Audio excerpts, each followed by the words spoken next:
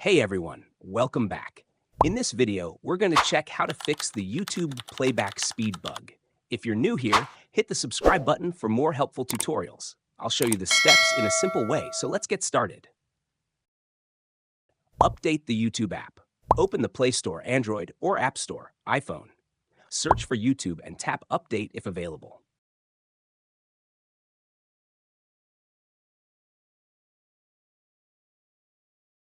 Use YouTube in a web browser. Open Chrome or Safari and go to youtube.com. Make sure you're signed into your Google account.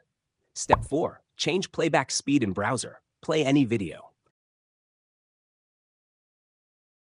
Tap the Settings gear icon in the top right of the video. Select playback speed and set your preferred speed. Step 5. Alternative temporary method in the app. Play the video in the YouTube app.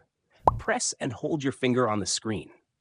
The video will play at double speed, but only while holding your finger down. That's it.